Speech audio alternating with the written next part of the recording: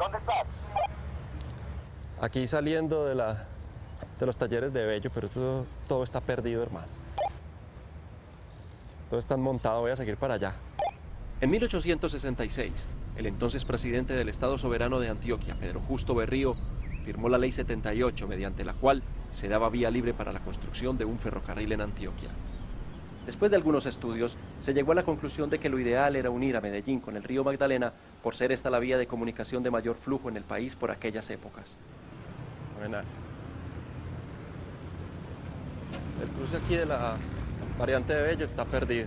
Yo sigo para Machado. Nace entonces el ferrocarril de Antioquia. Después de intentar contratar a varios ingenieros de diferentes nacionalidades, por pura carambola del destino llega a estos lares don Francisco Javier Cisneros. Nacido en una familia aristócrata de Cuba y educado además en los Estados Unidos, Cisneros se lanza a la construcción de este proyecto sin contar con la poca experiencia de los ingenieros colombianos, ni con la precaria industria siderúrgica, ni con la falta de personal idóneo, ni de recursos elementales que le permitiera terminar tamaña empresa.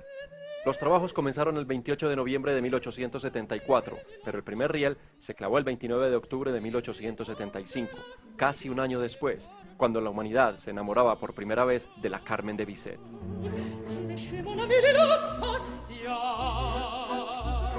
La construcción comenzó en el sitio conocido como Remolino Grande, bautizado tiempo después como Puerto Berrío, en homenaje a quien pensara que Antioquia debía conectarse con el resto del mundo por medio de este modo de comunicación.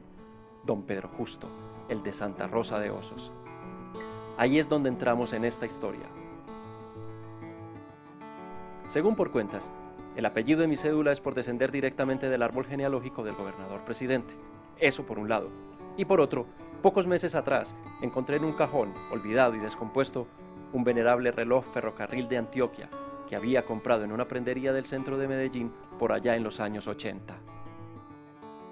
Estando en esas, descubrí que mi ilustre antepasado había tenido que ver de manera decidida con la concepción de esta obra y que el reloj, construido por la prestigiosa casa suiza Moeris, nació como un homenaje de los hermanos Heineken, afamados comerciantes de la Medellín de principios del siglo XX, a esta gesta sinónimo de empuje y de tesón. Comenzó entonces a germinarse una idea basada en una película que vi hace mucho tiempo, en la que un hombre recorría una distancia formidable a bordo de un pequeño tractor para ver a su hermano a punto de morir. La idea era cubrir la distancia desde Medellín hasta Puerto Berrío, todo lo que se pudiera por las antiguas vías del otrora glorioso ferrocarril de Antioquia. Pero no de cualquier manera. Tendría que ser de una que nos permitiera transitar por los rieles de la mejor forma posible, con los menores sobresaltos, y así honrar también la memoria de quienes pensaron, fabricaron y murieron, haciendo una obra colosal con visos de agonía y muerte prematura.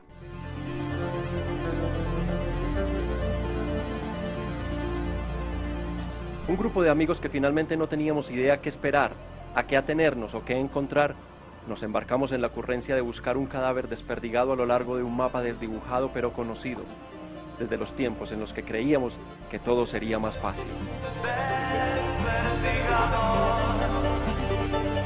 Por fantasías, lo que querías no tiene fin. Una investigación previa nos había indicado que la vía férrea entre Medellín y la estación Botero en jurisdicción de Santo Domingo prácticamente no existía. Este tramo, llamado en sus comienzos como la sección Porce, comenzaba a mostrarnos los resultados del abandono estatal. El tiempo se había ensañado con él con más pena que gloria.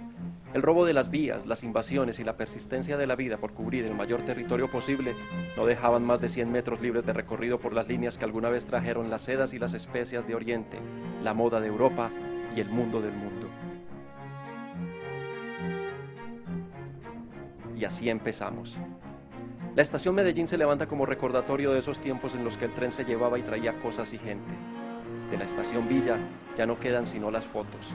Bautizada así en homenaje al presidente del estado de Antioquia en 1873, Recadero Villa, ubicada en el barrio San Benito, cerca a la plaza minorista. De la estación El Bosque permanece su construcción al lado del Parque Explora. De la estación Acevedo solo queda el nombre olvidado de don Tomás Acevedo, director de la obra a principios del siglo XX. La estación Bello se mantiene custodiada celosamente por los trabajadores de la antigua Ferrovías, quienes exigen una cantidad de dinero por ver y tocar los vagones desvencijados y corroídos de modo de tiempo y lastre de ganas. En los antiguos talleres del ferrocarril de Bello, un muro flanquea las vías como un recordatorio de que el tren se murió para siempre, que no volverá.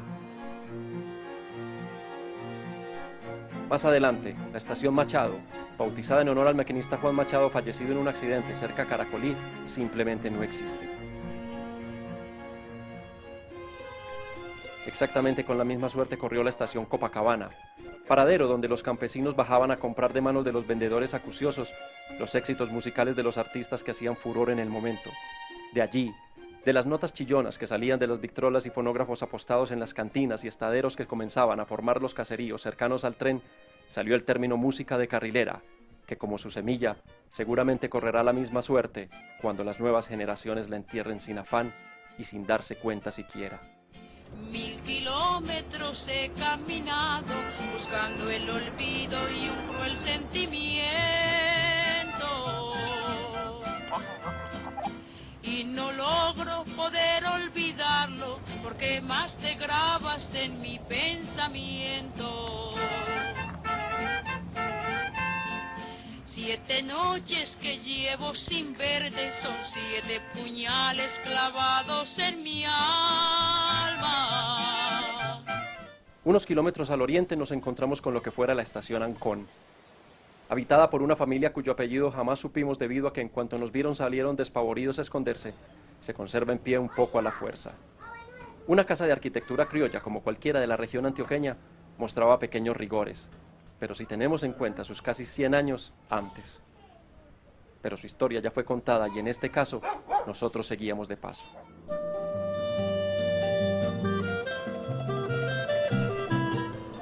No mucho más allá, los estragos evidentes del abandono hacían presencia. La banca tragada por el río Medellín y la falta de mantenimiento nos comenzaban a mostrar lo que veríamos en los 4 días en que nos propusimos alcanzar la meta. No había más que hacer. Lo mejor era llegar a la estación Girardot en automóvil y de ahí veríamos.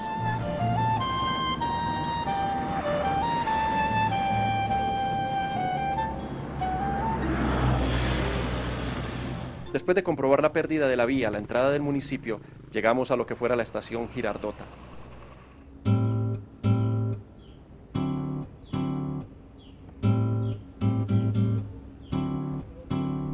No más vernos, una señora que vivía allí se entró asustada. Aunque insistimos, nadie salió. Amigo, Supongo que era miedo a la cámara o miedo a que fuéramos de algún ente gubernamental que los quería sacar de una casa que no era de ellos. Ahí nos quedamos un momento más antes de continuar nuestro recorrido hasta llegar a la estación Atillo.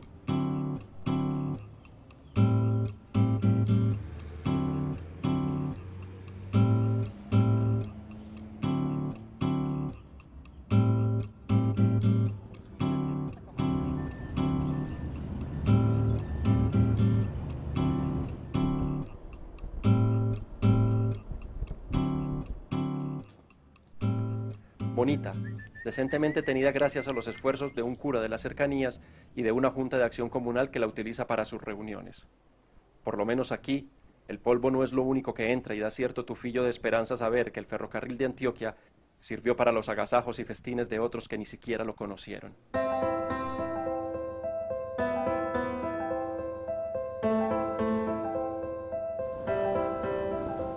Ubicada entre Atillo y Barbosa, están los vestigios de lo que alguna vez fuera la estación Izaza. Para llegar al lugar de la estación propiamente dicho, hay que entrar por un caserío a orilla de la carretera llamado del mismo modo. Sin embargo, de la razón por la que recibe el nombre, ya no existe nada. El nombre precisamente se debe a Luis Arturo Izaza, gerente del ferrocarril en 1901, pero su memoria, como su obra, se perdió hace mucho tiempo, cuando el sonido del vapor avisaba la partida y el ulular del pito decía que apure, que ya vine, que ya me voy, que ya te fuiste. El tren lento va partiendo sobre los hilos de acero y en él se va despidiendo. Según por cuentos, 2 goteras que caían de forma persistente desde el techo acabaron con lo que alguna vez fuera la estación Barbosa.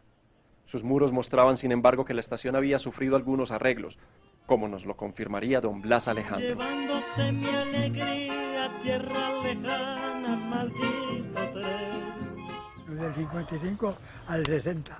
¿usted trabaja en el ferrocarril o algo? Sí, señor, soy pensionado de los pero no Antioquia, sino en nacionales afuera. ¿Y usted era maquinista o qué? ¿Quién? ¿Usted? No, no, no. ¿Qué no. era? ¿Usted qué No, hacía? Yo era caporal, lo que llaman aquí, capitán, era caporal. ¿Caporal es qué? Caporal era lo que mandaba personal en la línea. ¿Extraña esas Claro, épocas? y sobre todo este ferrocarril, este ha sido muy... Esto es lo que le ha dado la vida al departamento. Bueno, señor. Que tengan un buen viaje. a Hasta Puerto luego, Berrío. pues. Ojalá le vengan buenas épocas. Atrás dejamos a don Blas con su carga de años y su hablar apagado. La verdad, todos estábamos ansiosos por empezar el recorrido como nos lo habíamos propuesto, pero debíamos hacer primero las escalas correspondientes para cumplir nuestro propósito y por eso nos encontramos con la estación Yarumito. A medida que nos íbamos alejando de la ciudad, el paisaje bucólico empezaba a mezclarse con marcas de modernidad, pero el ferrocarril seguía mostrando su muerte lenta. Allí nos encontramos con don Ismael Antonio González, cuya estadía por más de 20 años le daba razón de estar viviendo en lo que fuera un bien del Estado, además del derecho conferido a su mujer por haber hecho parte del área administrativa de la antigua Ferrovías. Al menos, eso decían ellos. Eso es un chispero. ¿Y hasta dónde iba? ¿Eh? ¿Hasta dónde iba? A Medellín, de Medellín a Puerto Berrío. Y muy bonito, pero es que ya no, ahora no hay nada. Si usted ya ha visto este ferrocarril, todo engramado, de las cosas bonitas. Nos empezaban a quedar los rostros del ferrocarril, arrugas que perdían ante los recuerdos en una suerte de combate en el que tarde o temprano, como el destino de rieles oxidados, habría un inobjetable ganador. Soy un pobre caminante, sin rumbo y sin dirección. 3 kilómetros al oriente nos encontramos con la estación Popalito. Las vías enterradas, el techo caído y unos perros nerviosos nos recibieron con cierta amenaza, no solo de abandono, sino de rabia canina. La familia habitante, aparentemente usurpadora, nos dejó sus vigilantes antes de correr a ocultarse sin permitirnos una palabra. Popalito simplemente nos echó. La 15ª estación de nuestro recorrido fue La Pradera. Ubicada al lado del relleno sanitario que sirve de depósito de basuras a los municipios del Valle de Aburrá, La Pradera se mantiene como puede, con su rigor de arquitectura costumbrista y en uno de los sitios más bonitos que nos encontramos en todo el recorrido. Aunque sus puertas se mantienen cerradas, pudimos ver que el deterioro iba ganando de adentro hacia afuera. Sin embargo, nos enteramos que la entidad administradora del relleno sanitario la había metido en un programa de recuperación a corto plazo, buscando preservarla para las nuevas generaciones con recuerdos únicamente de un tren metropolitano.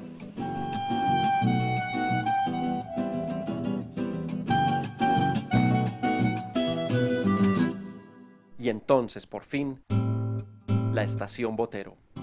En una edificación algo más grande que las anteriores, este parador tuvo gran importancia durante las primeras décadas del siglo XX, por ser también lugar de talleres del ferrocarril.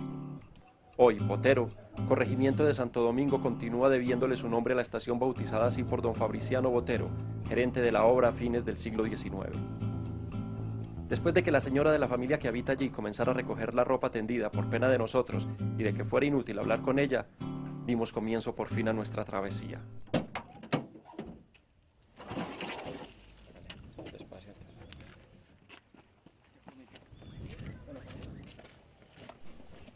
Dos carros de rodillos de 1,10 metros de largo por 1 metro de ancho, 8 rodillos por carro y una propulsión con varas de 2 metros de longitud empezaron a rodar con parte de nuestro equipaje y nuestras pretensiones de alcanzar el Magdalena en los siguientes 4 días.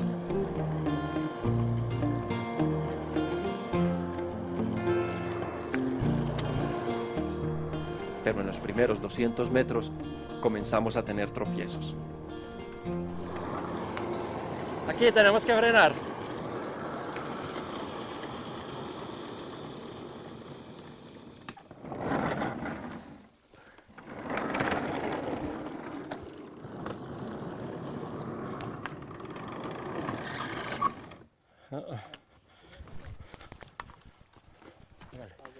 Después de arreglárnoslas como pudimos, seguimos el camino pensando un poco en ser conquistadores y otro poco en cómo, por Dios, en nombre de todos los santos, se nos había ocurrido esto.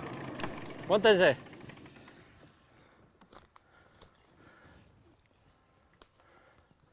No nos falta sino 130 kilómetros.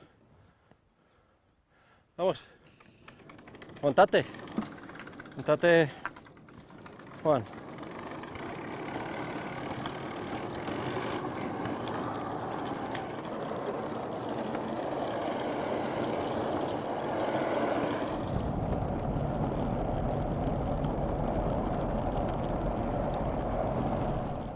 Poco a poco el camino nos iba mostrando sus rigores. La trocha angosta de poco más de 91 centímetros que Francisco Javier Cisneros había elegido para el ferrocarril de Antioquia se ampliaba en algunos tramos donde faltaban durmientes, o polines, o traviesas que lo sujetaran.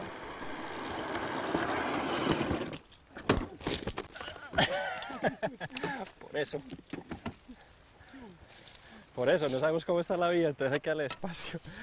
El sol hace que en esos sitios, por efecto de la dilatación, los rieles se separen y los carros quedaran sin ninguna sustentación. Pero estos no serían los únicos inconvenientes. Esta vida que yo llevo ya no es vida. Yo quisiera de un jalón adentrarme el corazón. Lo más irónico de todo es que nunca monté en tren. Y es como si estuviera desandando los pasos de un muerto que no es mío. Después de tan profundas reflexiones y de solo 2 kilómetros, debíamos abandonar parcialmente las vías férreas y pedir ayuda que nos permitiera retomar la ruta.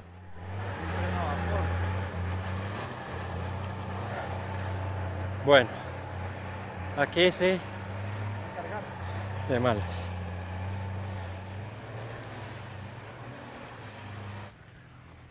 Buenas, ¿cómo le va? Ah, no, aquí no hay vía. ¡Ey, aquí no hay vía! Salgamos a la carretera.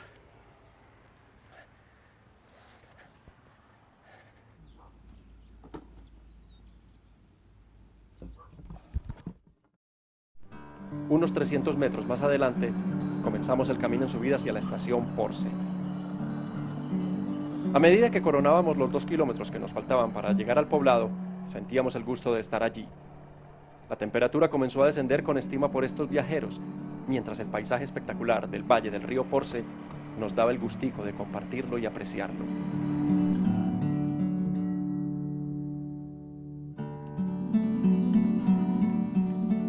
Más adelante nos encontramos con un encanto diferente.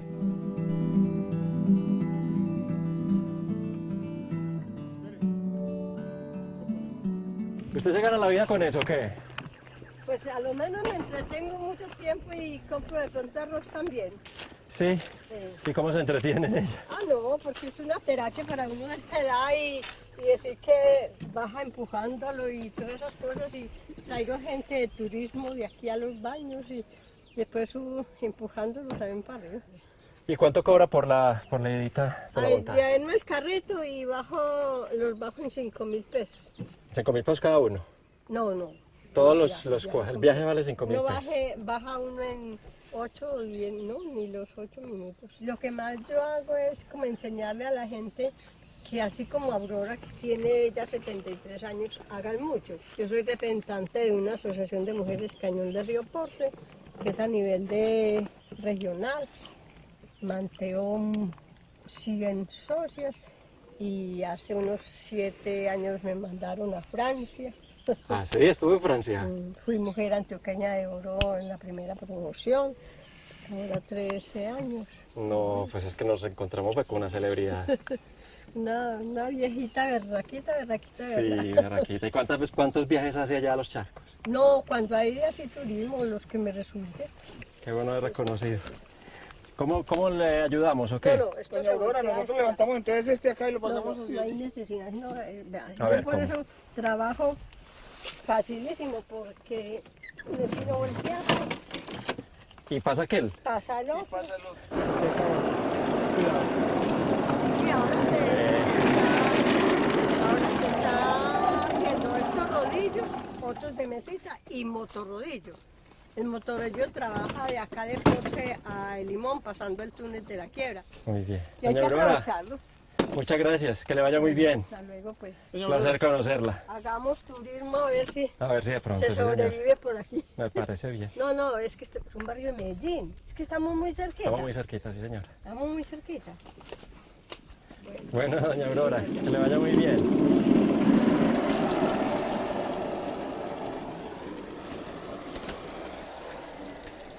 Después de dejar a doña Aurora, comenzamos a sentir que algo andaba mal con los carros. Cada vez se hacía más difícil el arrastre y un sonidito brillante comenzaba a instalarse insufrible en los oídos. Ese ruidito se mantendría en mi cabeza de manera permanente por al menos 15 días más.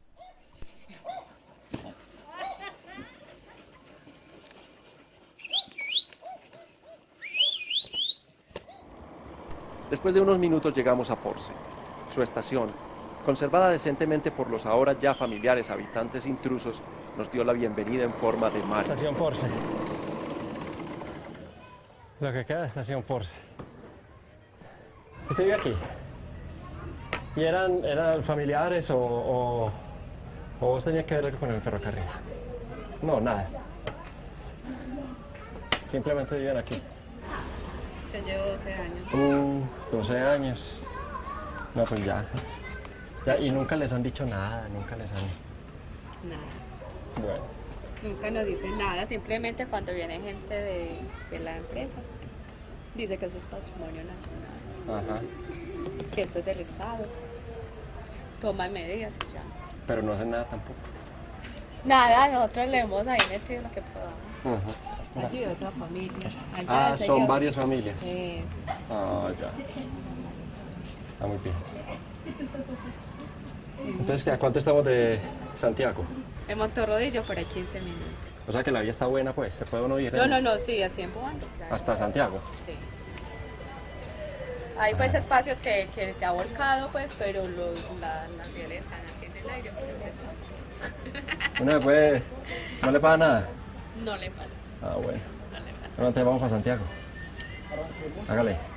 Santiago, de una, muchas gracias. De nada. Que vaya bien. Bueno.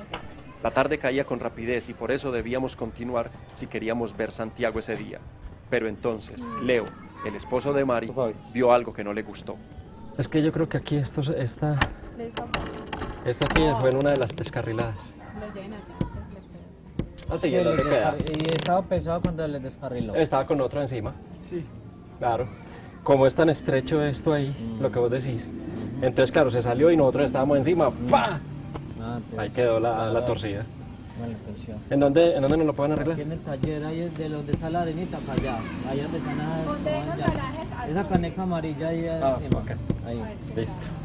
Déjeme ahí todo. Bueno, vamos a negociar. Listo, señores, muchas gracias. Albeiro, ¿y ustedes cómo se llaman? Mari. Mari y Leo. Chao, que le vaya bien, gracias. Se nos murió Santiago, pero podemos arreglar esto.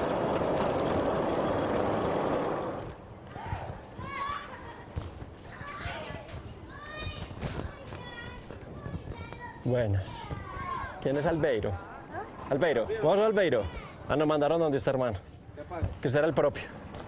Nos dijeron que si usted no lo podía arreglar, no lo podía arreglar nadie. Que si era... Mira, lo que pasa es que tenemos un problema con este. Aquel está bien, pero este es muy estrecha, las pestañas son muy estrechas. Entonces se descarrila muy fácil. Y entonces en una de esas descarriladas dañamos la pestaña, ya está doblada. Mira. Ya, tiene que conseguir unos tornillos que sean grados para que no se doblen, que son acerados. Y cambiarlos por esto y ya poner las pestañas. ¿Y bueno lo tenés? Aquí no los tengo, por lo general los tornillos los tenemos de Medellín para hacer estos carriles. O sea que aquí no se puede arreglar. Se le podría poner otro tornillo de eso y le camino otro ratico nomás. Pero venga, es que una de los inconvenientes que hemos tenido es porque estas pestañas están muy estrechas, están muy cercas entre sí. Entonces, claro, mira que el carro se descarrila muy fácil. Yo le recomiendo que más bien le ponga otra balinera acá, porque hay partes que la vía está estrecha, como la carrilada está tan abandonada hace tanto tiempo. Lo que me da miedo, Albeiro, es que tendría que ser por lo menos, mira, a esta distancia, yo creo. Eso, por ahí, 10 centímetros. Pero entonces, como no es añadir, no podemos añadir y no cambiarle todo este palo. Cambiarle este eje. Todo este eje. Y vos le puedes hacer eso. Sí, pero para allá no. No, lógico, para mañana de pronto. Mañana. No, pues, pero es que ya... ¿Ustedes para dónde van con eso? Nosotros vamos hasta Puerto de Río. ¿Hasta Puerto de Río? Y mañana, y van a dejar esto acá y mañana continúan, ¿no? Sí. Si quiere, y yo le pongo en vez de esos palos, unos tubos metálicos. ¿Y cuánto vale eso? Yo les cobro barato, pues desbararlos para mañana. ¿Cuánto es barato? 60.000 pesos. 60. ¿Y a qué horas está? A las 6 de la mañana pueden ir por ahí. Es suyo, es Germán Ramos. El precio era elevado si consideramos que pagamos 100.000 pesos por los 2 carros, pero en vista de las circunstancias, las opciones no eran muchas. Además, el paisa regateador no es que lo haya ejercido muy bien en mi vida, y este momento sí que lo olvidé. Pero claro, esas son cosas que uno cree que no, pero esa pequeña enzima instalada en el código genético sale porque sale. Yo creo que venimos para las 7. ¿Las 7? Realmente. Ahí podría ser el 50 entonces. Hablamos. Feliz noche.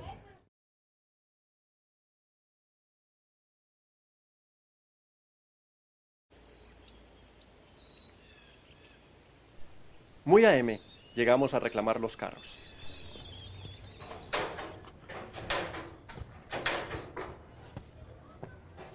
Albeiro. Entonces, ¿qué? ¿Bien o qué? ¿Cómo le fue? Bien, gracias a mi Dios. Ya le tengo preparado el carrito. Ah, ya lo estoy viendo allí. Entonces, ¿cómo nos fue? Le tuve que cambiar estos tornillos con los que sostienen las pestañas, las que no dejan descarrilar el carrito. Ajá. Yo le puse uno más gruesecito y acerados. Yo creo que ese le aguanta en otro tipo. Perfecto. A ver, miremoslo a ver. Es más grueso. Lo pueden comprar. Tú elegí. Ah, por eso no le pusiste la tercera balinera. Móntese. Hay mucha más. Después de una inspección de perito consumado, las condiciones se nos mostraban propicias para continuar. Como un regalo, Albeiro nos instaló unas argollas en los 2 carros, de modo que pudiéramos mantenerlos unidos y evitar accidentes que creíamos que no sufriríamos. Estábamos muy equivocados.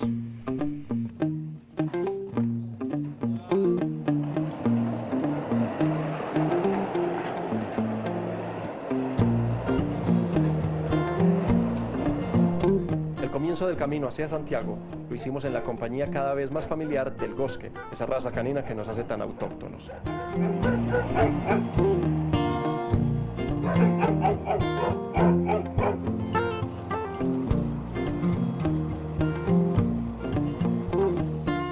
El resto de la travesía se nos mostró, digamos que sin problemas. Me corté. Espérate, Fabián se cortó. Fabián se cortó. Me corté.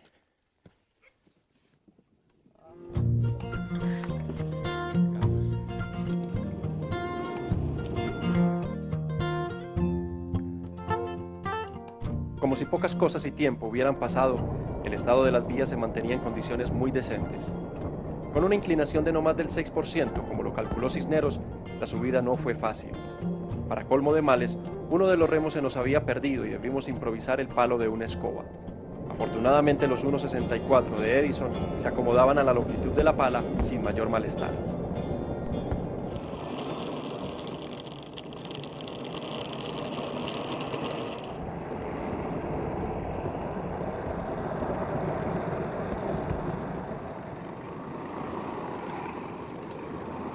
Poco a poco, los 7 kilómetros que separan a Porce de Santiago se fueron cubriendo.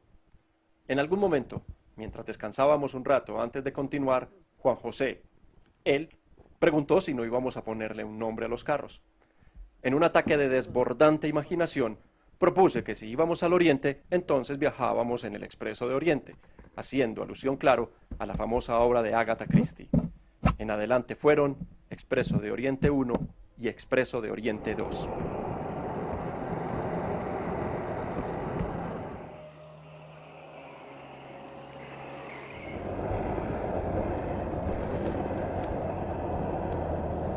Conforme trepábamos, empezamos a ser acompañados por el asombroso paisaje que nos daban las estribaciones norteñas de la cordillera central de Colombia. una fantasía.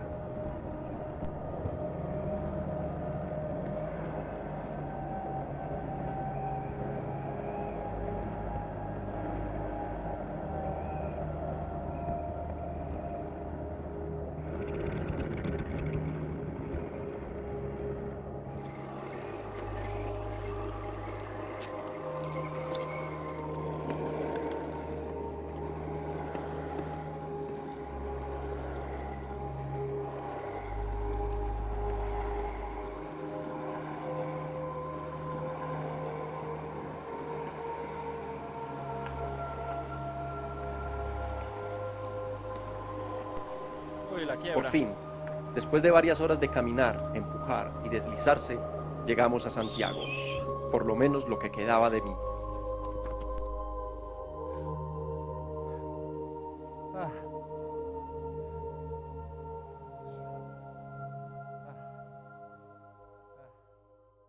En 1918, mientras se daba por finalizada la Primera Guerra Mundial, se funda la Estación Santiago. Como estaba presupuestado desde hacía unos años, en este sitio debía arrancar la perforación occidental para el túnel que uniría la sección Porce con la sección Nus. Santiago, otro corregimiento de Santo Domingo, vivió su época dorada mientras fue cabecera, pero como ocurrió con la estación El Limón, al terminarse el túnel de la quiebra pasaron a ser simples estaciones de importancia local. Hoy su estación se mantiene cerrada, pero al menos se conserva mucho de su gloria gracias a toda la comunidad.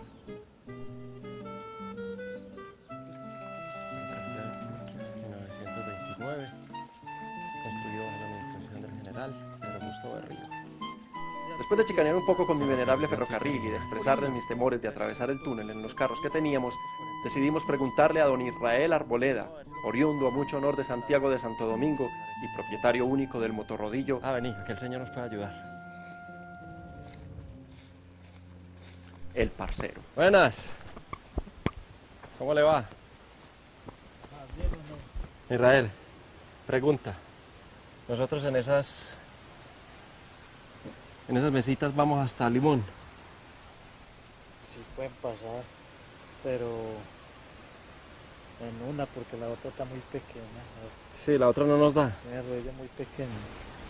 Ahí los hemos pasado es así en estos carros. O sea, llevarlos ahí. No. Eso es, sube una parte y baja la otra. Eso es recta hasta la mitad. Sí. Y ahí descuelga. Y ahí descuelga. Entonces, ¿qué? ¿Pasamos las cosas para acá? Ya, como en la casa. Ah, bueno. Dale, pues. Vamos a hacerle a esto. No sé si seré muy miedoso, pero la verdad es que no había quedado muy convencido del arreglo del Expreso de Oriente 2. Por eso, no quise que nos arriesgáramos a cruzar el túnel y después de negociar el precio, nos dispusimos a atravesarlo en la comodidad del motorrodillo. Sí, ya sé, hubiera sido muy bonito, unos berracos, una gesta sin precedentes, mejor dicho, Aguadas nos hubiera quedado chiquita. Pero pensé más en poder completar el viaje a quedarnos a mitad de camino por un embeleco.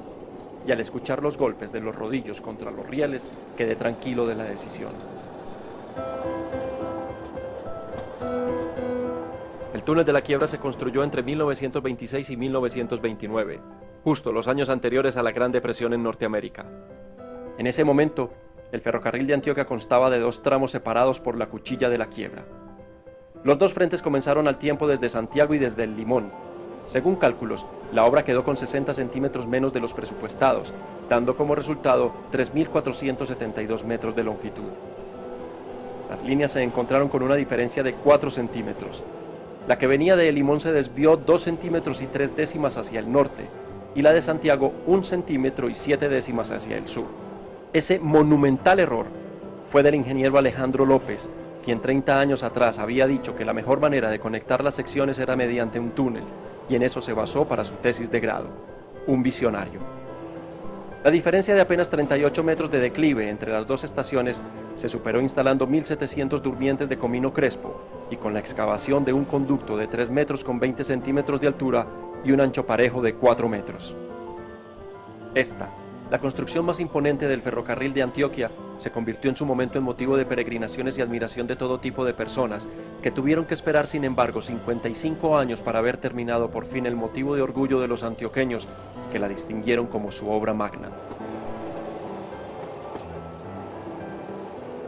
Después de unos 20 minutos, llegamos a la estación El Limón. Ubicada también en un lugar cuidado y hermoso, la soledad del caserío nos asustó. Antes de bajar los carros, quería despejar una duda que tuve mientras cruzábamos. Si se encuentra con un motorrodillo en la mitad del túnel, ¿qué pasa? Le toca a uno empujar el que menos haya avanzado para afuera. Ah, entonces apaga el motor de la moto y el otro lo empuja, ¿o qué? Por ejemplo, si yo vengo aquí bajando Sí. como veníamos y se mete uno de aquí, yo lo pego y lo devuelvo para acá, para afuera. Ah. Nosotros Y no habría forma de comunicarse más fácil. conocemos al derecho y al revés. Lo que pasa es que hay unos que se meten sin llamar. Por ejemplo, yo ya cuando salimos me tocó llamar. Ya. Después de bajar los carros y ubicarlos en la carrilera, tuvimos tiempo de admirar un poco esta construcción que en su tiempo fue una de las estaciones más hermosas y además punto de referencia por ser la última de la sección NUS del ferrocarril antes de la construcción del túnel. Debido a eso, se construyó un hospedaje que albergara a lo más selecto, o al menos lo más necesitado del público usuario del tren, cuyo recorrido desde aquí hasta Puerto Berrío era de 119 kilómetros. Los indicios de mejores días aún podían verse en las dos construcciones. A la sazón, la estación era habitada por una familia con al menos un niño por las evidencias, pero como ya nos empezábamos a acostumbrar, se encerraron hasta que nos fuimos y no pudimos tener ningún contacto ni conocer de su situación allí. Del hospedaje supimos que una familia lo había abandonado hacía una semana y se había desplazado hacia algún lugar entre Barbosa y Medellín. Las cosas estaban nuevamente en su lugar: soledad, abandono, orfandad.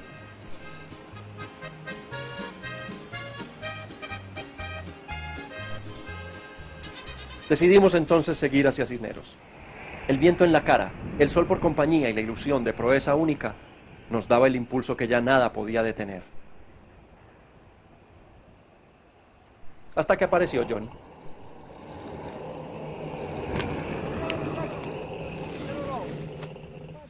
Esta vía está perdida, esto está enmalezado, esto aquí tiene sus tramos que están perdidos, están tapados de la tierra y pues eso va por tramos, hay tramos libres, tramos que prácticamente es intransitable. ¿Y cómo se llama vos? Johnny Correa. Johnny, ¿y por qué no me muestra dónde está? Sí señor, claro que no. La bajada hasta encontrar la vía férrea fue un poco escarpada y la ilusión de una entrada triunfal a Cisneros se iba extinguiendo.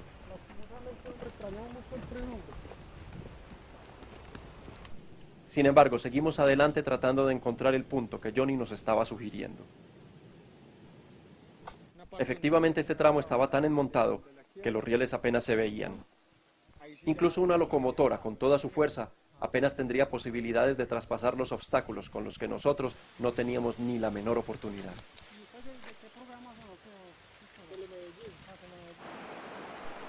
Más abajo, Johnny encontró el sitio.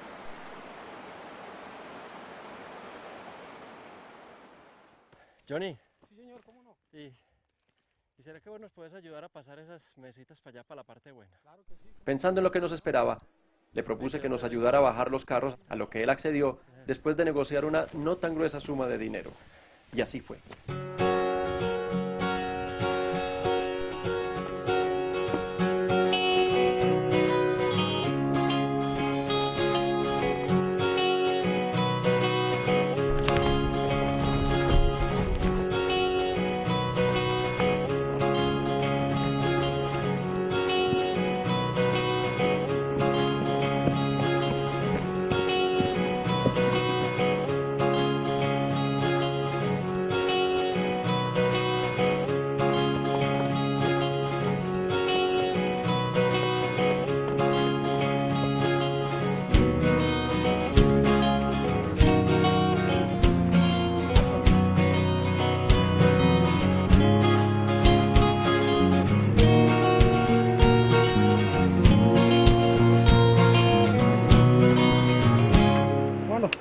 después. Mucho gusto en habernos conocido. No, gracias. Sí, mi hermano. Muchas gracias. Listo. Feliz tarde. Con aires renovados, las cosas parecían enderezarse, por lo menos a medias.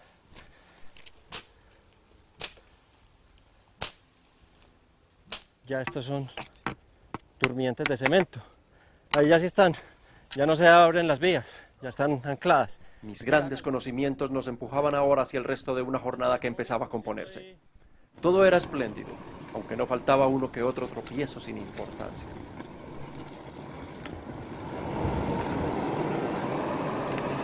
¡Párala, párala! Aquí está malo.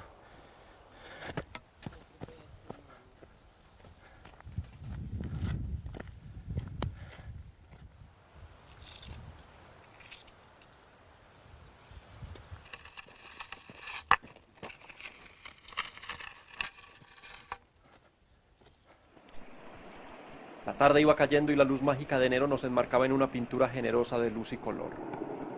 Los expresos se desplazaban como nunca hasta el momento y Cisneros quedaba solo a la siguiente curva. Debo decir que nos confiamos, que no tuvimos en cuenta las advertencias que nos hicieran quienes realmente conocen estas vías, que efectivamente nos dejamos llevar. Cuando todo parecía venir perfecto, sucedió. El movimiento precipitado hacia adelante que un cuerpo sufre cuando su inercia es vencida por una fuerza externa a él da como consecuencia una caída. Por un mecanismo de protección de la cámara al momento de un golpe, la última imagen generada queda congelada y aquí, justo antes de que pasara, el producto del consumo por casi medio siglo de papitas fritas, hamburguesas constantes y el poco ejercicio, me destaparon la parte esa de la anatomía que hace que los cirujanos plásticos paguen sus casas y viajen constantemente al exterior. Tal vez esta imagen me duele más que el batacazo mismo. ¿Cuándo se salió del todo? No, eso sí no. Ay, ¿Qué pasó? No, le pasó algo a la cámara. Sí, se dañó. Sí. Sí. Efectivamente todo parecía acabado. Sin la cámara funcionando debíamos devolvernos sin llegar siquiera a la mitad del recorrido.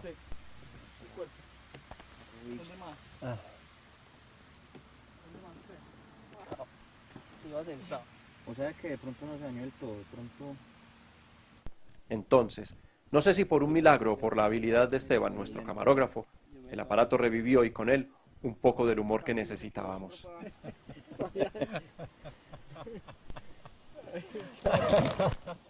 Ay, tu micrófono... Después de inspeccionar ligeramente los carros y ver que no habían sufrido gran cosa, seguimos adelante sin no poca desconfianza.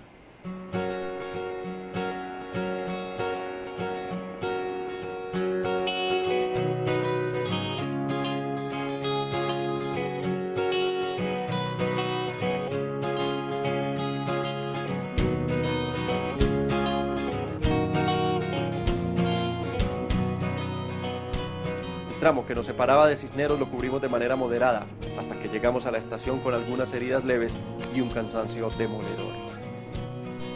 Aquí llegamos.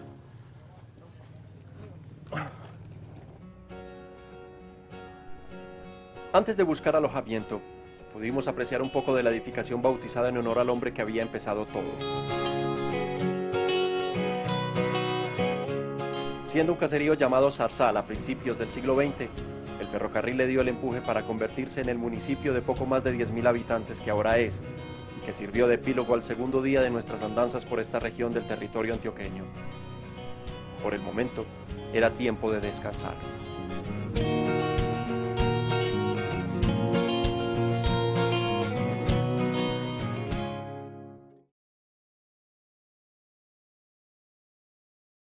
El tercer día lo iniciamos con tristeza. Además de la pérdida nuevamente de las vías, nos encontramos con que la estación Sofía, antes Palmichala, había desaparecido por completo.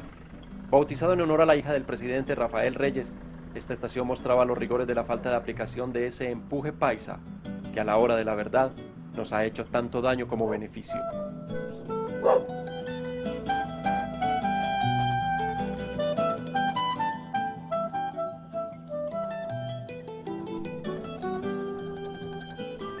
La siguiente estación era Guacharaca, pero las vías seguían prácticamente desaparecidas.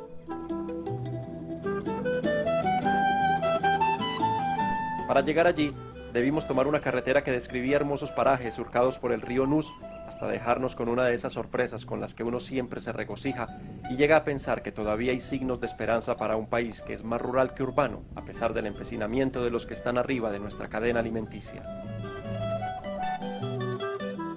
En 1907, cuando nacían para el mundo las pinceladas de nuestra Débora Arango, se fundaba la estación Guacharacas. Hoy, como si fuera un homenaje a modo de desagravio, la construcción sirve como una guardería de pequeños campesinos de la zona, para los que estar rodeados de única y pura naturaleza los sumerge en un estado de permanentes juegos y descubrimientos.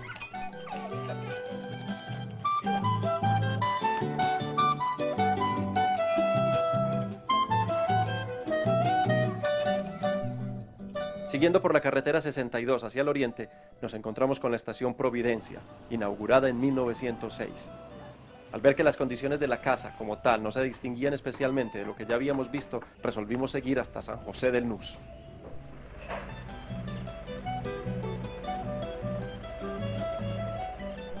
Utilizada como bodega de varios comerciantes de la localidad, la estación San José, si bien no está en ruinas, muestra la forma improvisada como se ha querido mantenerla, para que sirva al menos de escampadero de mercancías con dueños irreconocibles.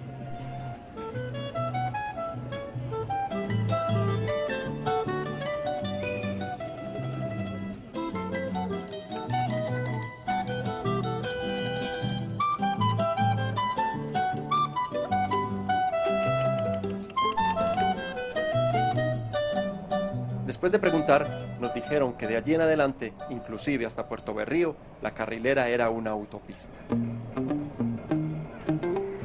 Con los ánimos renovados, volvimos a tomar las mesitas y comenzamos el descenso hacia la estación Gallinazo. Desde aquí empezamos a comprobar lo de autopista. Fueron varias las ocasiones en las que debimos quitarnos de la vía para dar paso a la gran cantidad de motorrodillos que circulan por allí. Al estar desprovistos de carreteras que las conecten, las poblaciones y veredas que hacen parte del tronco que conforman lo que queda del ferrocarril deben utilizar este medio de transporte cuya tarifa varía entre los 1.000 y los 12.000 pesos según la distancia.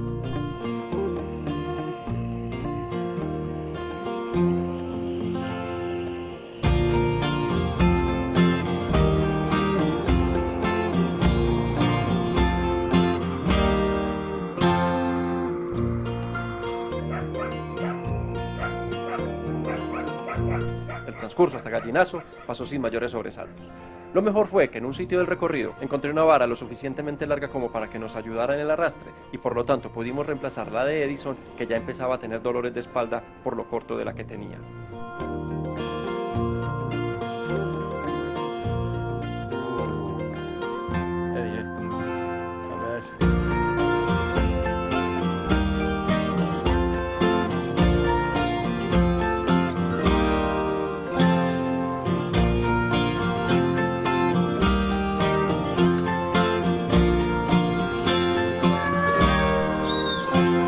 Para ser sincero, la estación Gallinazo nos atrajo menos que el ave de rapiña. Nunca supe qué tanta importancia tuvo en su momento, ni me interesé en el futuro que pudiera correr. El ambiente demasiado pastoril nos hizo seguir adelante, despidiéndonos no con la mejor cara de este pequeño villorrio al que es probable que nunca vuelva otra vez.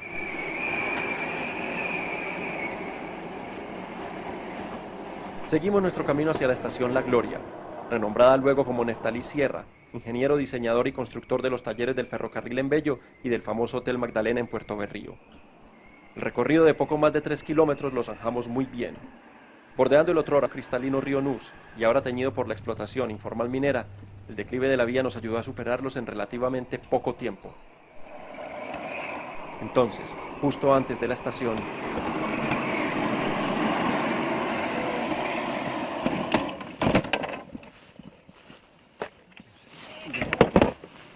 El de atrás y ahí.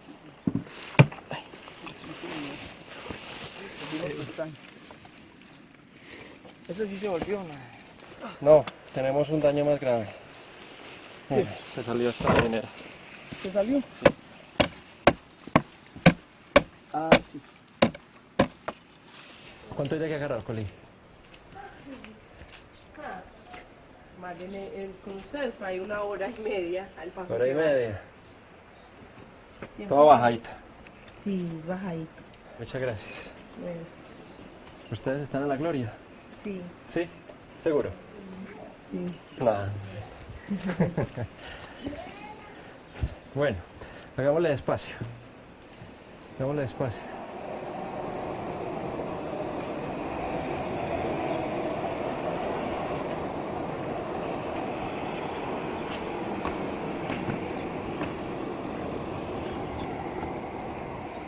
La realidad pudo más que la audacia.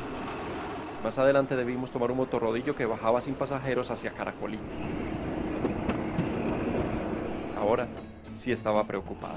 Voy a solas llorando mi pena por la culpa de un ingrato amor, condenado a la horrible condena de morir en mi amargo dolor.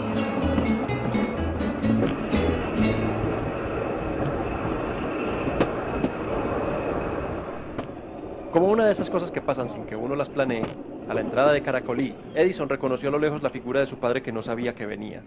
Ah, se me olvidaba decir que Edison es de Caracolí y uno de sus intereses más grandes con el viaje era visitar a su familia que hacía ya tiempo no veía.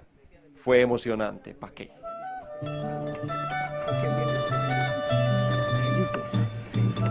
Qué bueno, muchachos. Bueno. Bien, ¿qué? Está muy bien, gracias. Después de las bendiciones y los abrazos, Jason, escrito con G y doble S, mientras nos trasladaba desde La Gloria, nos había dicho que si queríamos llegar hasta el puerto, esos carros no nos servían, pero que él mismo los podría arreglar y acondicionar por una cifra a convenir. Después de ponernos de acuerdo con el precio y la hora de entrega para el otro día, le echamos una mirada a la estación Caracolí y buscamos en dónde quedarnos esa noche.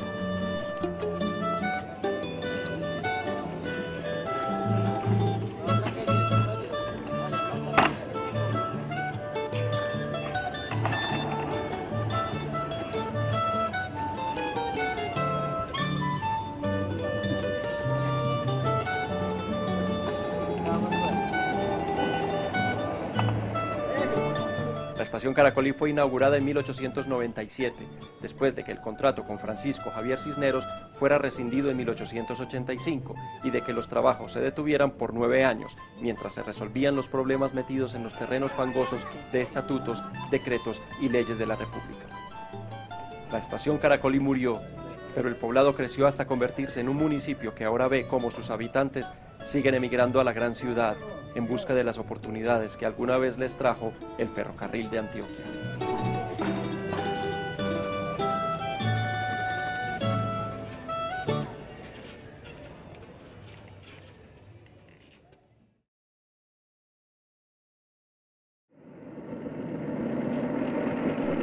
El comienzo del día 4 fue de recompensas.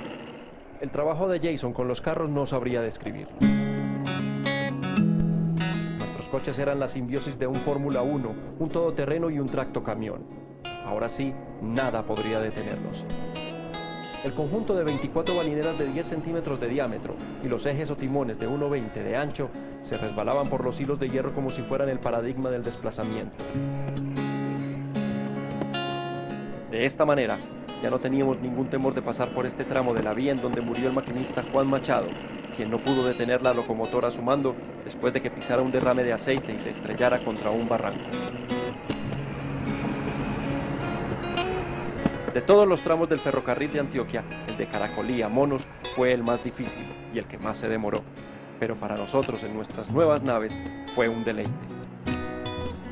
Por otra de esas coincidencias que nadie cree, el 28 de enero de 1895 se inauguraba la estación Monos, y 117 años después, exactamente un 28 de enero, llegábamos a lo que queda de este punto que marcó el reinicio de las obras después de otra paralización de varios años. Allí nos encontramos con un ermitaño de recuerdos de tren y soledades forzadas. Buenas. Paremos. ¿Cómo le va? Antigua estación Monos. Hace 4 años compré acá. 4 años. Sí. Compró aquí. Sí. ¿Y esto era de alguien particular? Sí, de otro señor que había acá. Ah. ¿Y usted es de por aquí o no? Sí. Ah, ya. ¿Y le tocó la época del tren? Ah, sí, claro. Ajá. Y fue ferrocarril, también trabajé en el ferrocarril. Ah, ¿también? No tiene mucha madera aquí. ¿Vive aquí solo? Ah, sí, yo vivía en Caracolí, entonces como Sí. compré acá me vine para acá. ¿Es agricultor o qué? Sí, señor. Allí tengo una platanera muy buena, cacao, por allí tengo plátano, allí también tengo plátano y aguacate. Wow. Y luego uno cogiendo cacaíto para sus cenizas. Y ahí se la va bandeando. Sí, señor. Ah, bueno. ¿Cómo se llama usted? Luis Fernando Melguizo. Luis Fernando, mucho gusto, man. Entonces, que para abajo. Hágale. Que me vaya bien. Sí. Suerte, ¿está buena la vía para abajo? Sí, señor, está bueno. Ah, bueno, listo. Hasta luego, pues. Bueno, que la pasen muy Suerte. bien. ¿Cuál estación sigue? En Virginia. Virginias. Y ahí sigue ¿A cuánto acá. está de aquí? Por ahí hay 5 kilómetros para bajar. Listo. Hasta luego. Bueno, que que le vaya vaya bien. bien.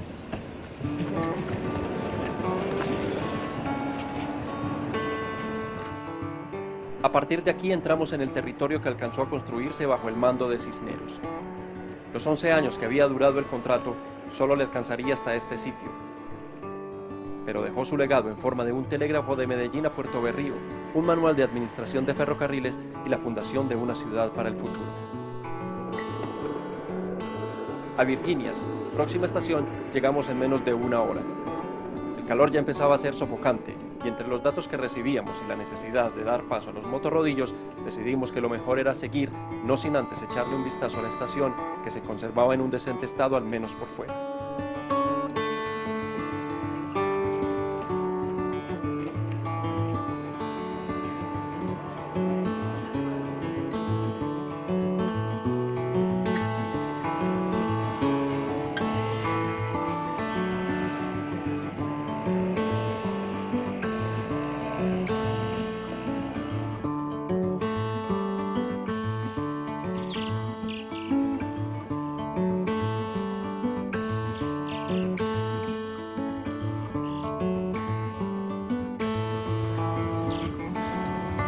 Caracolí 13 kilómetros, Medellín 137, Cabañas 11 kilómetros.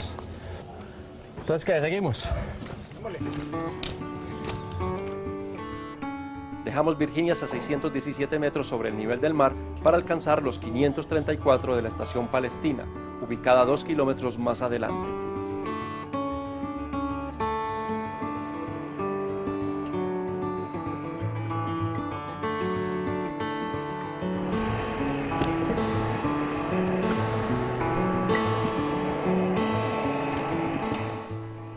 Lo que más nos impactó de la estación Palestina fue su soledad.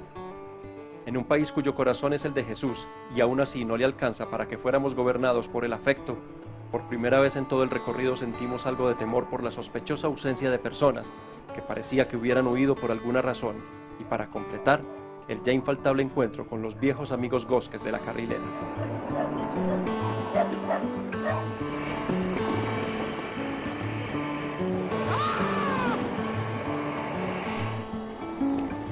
Nueve kilómetros adelante y sin mayores contratiempos alcanzamos la estación Cabañas. Aquí la obsesión era tomar algo de líquido, porque la deshidratación se iba sintiendo cada vez más y lo que quedaba era lo más duro de toda la travesía.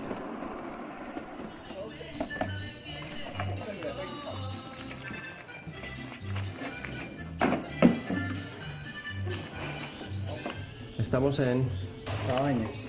Cabañas. Pues según lo que yo tengo aquí sería Soledad. Y luego sigue Zabaletas. Aquí estamos a 157 kilómetros. A 157 kilómetros de Medellín. Sí. Y vamos para Zabaletas, que son 2 kilómetros más. Y luego Cristalina, que es 164. O sea que estamos en este momento a 7 kilómetros. 7 kilómetros de Cristalina. Sentado allí, viendo el juego de unos niños en un bicirrodillo, el origen de lo que después serían los motorrodillos, no pude dejar de pensar en las escasas oportunidades que tendrían en la vida y en lo que hubiera podido pasar si el tren aún se desplazara por aquellos parajes desolados en los que la mano de Dios y los hombres los había dejado con una ausencia cada vez más brillante. Supongo que ese tipo de pensamientos siempre se tienen para reconfortarse uno mismo con lo que tiene y le da la espalda en cuanto puede para no pensar en pesares propios y ajenos. Eso exactamente hicimos después de las aguas y las gaseosas con las que nos pudimos atragantar, buscando la estación Zabaletas 2 kilómetros más adelante. Los trabajos en el ferrocarril fueron tortuosos desde siempre. 10 años después de empezado, el promedio anual de construcción era de 4,8 kilómetros por año, que comparados con el del Central Pacific y el Union Pacific en Estados Unidos, con un promedio de 1 milla diaria a finales del mismo año, Los resultados locales son lamentables.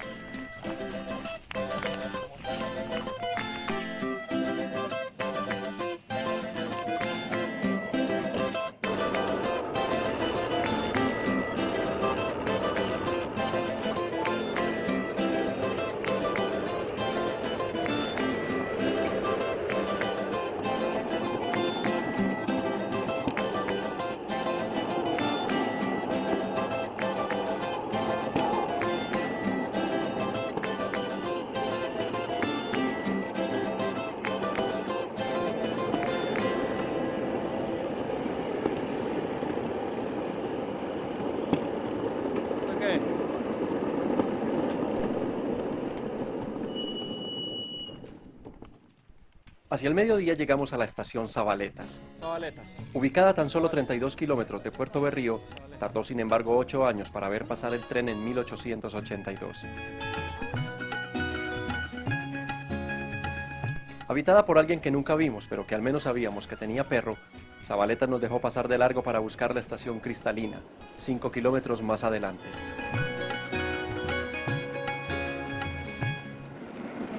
Buenas. Falta mucho para Cartagena y para Puerto Berrío. Aquí está Puerto Berrío. Bueno.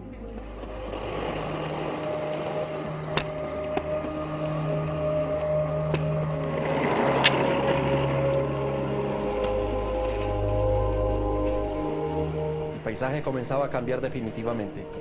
La alta temperatura que bordeaba los 33 grados centígrados comenzaba a agotarnos con constancia y el ritmo decaía como resultado lógico. Pues entrada. Es una piedra o algo.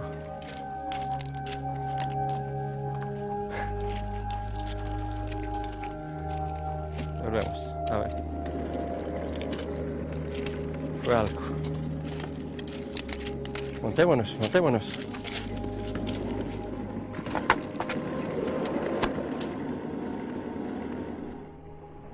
Para llegar a la estación Cristalina nos tomamos al menos hora y media.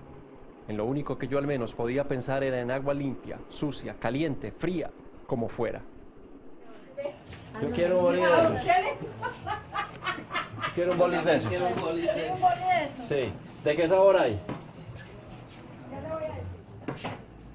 Verde o morado. O amarillo. Eso. No. Agua. Agua. Venga para acá y tiene piña. De la estación como tal, las imágenes hablaban por sí solas. La diferencia con las demás prácticamente era ninguna.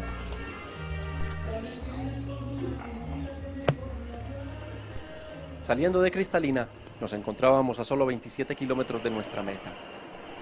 La topografía de aquí en adelante no variaría mucho. Terreno predominantemente llano, árboles solitarios, aire caliente y mosquitos por millones. Mientras avanzábamos, no podía dejar de pensar en los primeros años de construcción del ferrocarril, cuando sus promotores no sabían en qué se habían metido hasta que debieron sufrir los rigores de estas tierras que prácticamente estaban vírgenes de la mano del hombre.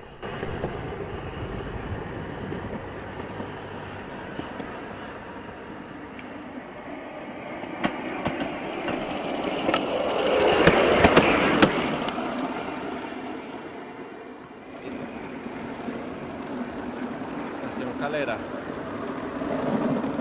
Caída. A media tarde llegamos a la estación Calera. Localizada en medio de árboles altos, aprovechamos las sombras que nos daban para bajar la temperatura y reparar un poco en la estación que, como muchas de las que habíamos visto, se encontraba abandonada en medio de una región desamparada debido a políticas de sistemático abandono.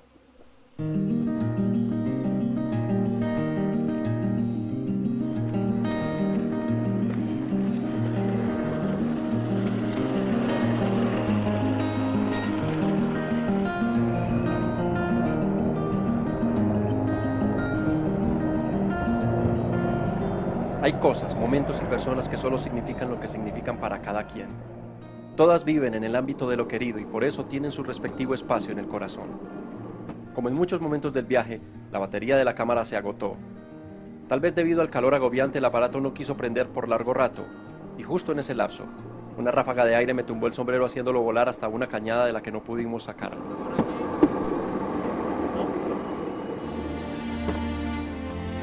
Para muchos tal vez sea una pequeñez indigna siquiera de mencionarse, pero para mí significó desprenderme de un compañero que me había protegido por muchos años y que hacía parte inclusive de mi personalidad. Fue mi pérdida de viaje, mi Wilson de náufrago personal, y ni siquiera lo pudimos registrar como epitafio final. Triste, sin mi sombrero, cansado y con el sol viviendo dentro de nosotros, llegamos por fin a la estación Malena. Para cubrir los escasos 16 kilómetros que la separan de Puerto Berrío, los constructores se tomaron 3 años y solo se inauguró hasta el 1 de enero de 1880, justo el día que comenzaba la construcción del Canal de Panamá.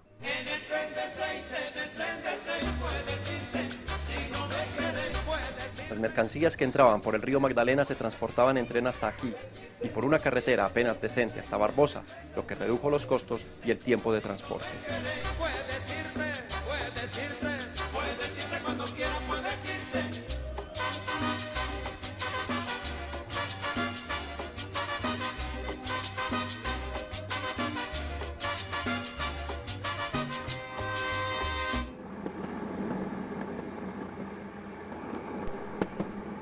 De Malena salimos muy rápidamente. Queríamos llegar al final de la tarde a Puerto Berrío y para eso teníamos que pasar primero por Grecia, la última estación antes de coronar el recorrido. En Grecia nos encontramos con 3 cosas significativas. Primero, que por mucho, con toda seguridad es más caliente que el infierno. Segundo, que si se hicieran mediciones, se descubriría que el sol ahora es menos caliente porque nosotros nos lo chupamos todo. Y tercero, nos topamos con gran cantidad de vagones de carga y hasta una locomotora encendida.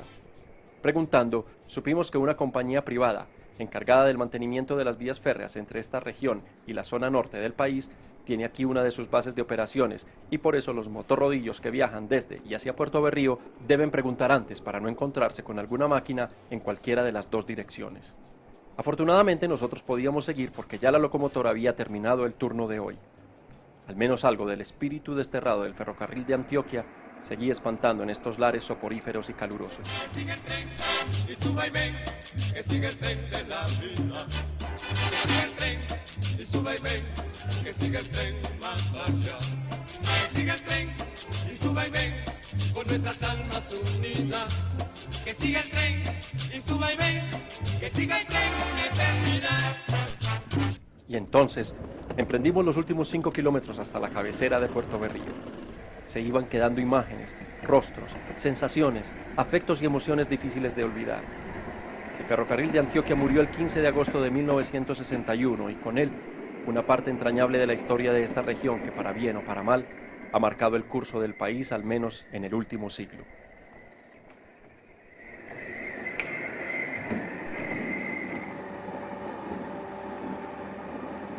Ahora allí, después de 191 kilómetros y 35 estaciones recorridas, recordaba cuando de niño con mis amigos de cuadra nos íbamos a ponerle monedas al paso del tren, con el propósito alquimista de infundirles magnetismo y construir imanes portentosos.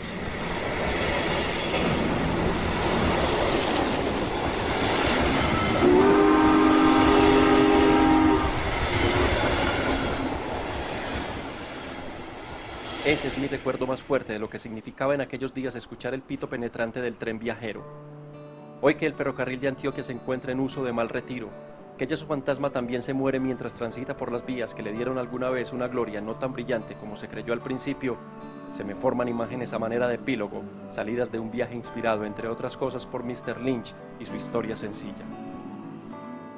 Que el ferrocarril de Antioquia, en medio de errores y aciertos, trajo un desarrollo desconocido en las tierras que penetró, extendiendo las posibilidades de comunicación entre sí y con el mundo entero. Que todo lo que se planeó, se soñó y se trató de hacer quedó reducido a palabras muertas, casi como si nunca se hubieran pronunciado. Se hizo evidente que el empuje paisa puede morir tan rápido como nace, y más si es el producto de cacareos de aquellos que se pegan de conquistas logradas por hombres realmente grandes.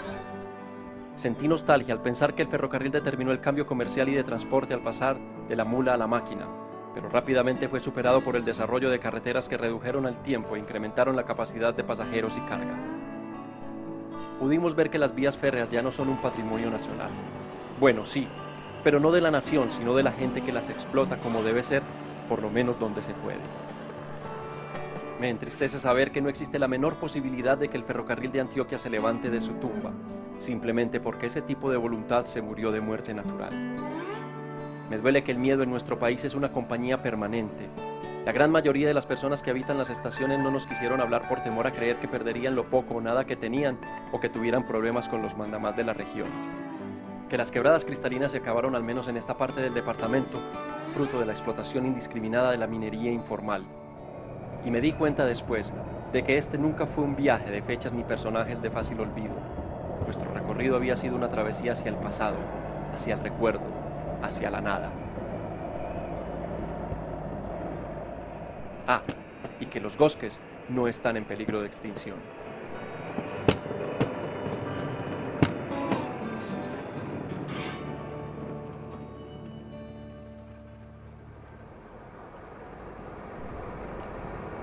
Justo antes de encaminarnos para la vieja estación y pasar por el emblemático Hotel Magdalena, no me importó no terminar como esperaba. Al fin y al cabo habíamos tenido pérdidas y desencantos, pero también sorpresas en forma de logros y bendiciones, y eso era suficiente. En ese momento no recordé ni mi venerable reloj, ni mi viejo sombrero, ni la investigación previa, ni el sentido de todo el viaje, ni las respuestas que debía dar. Solo quería continuar.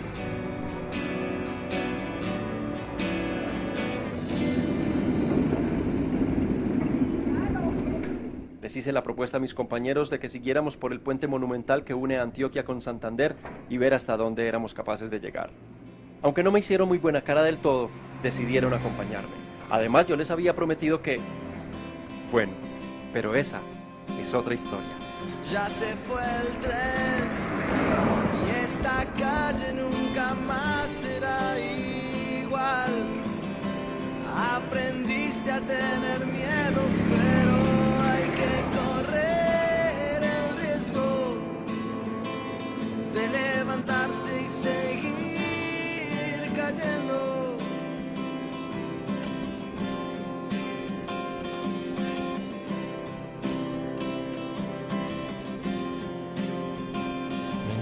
Perder cuando ya nada queda en el vaso y no puedes saber que fuerte es el poder de un abrazo. Ya se fue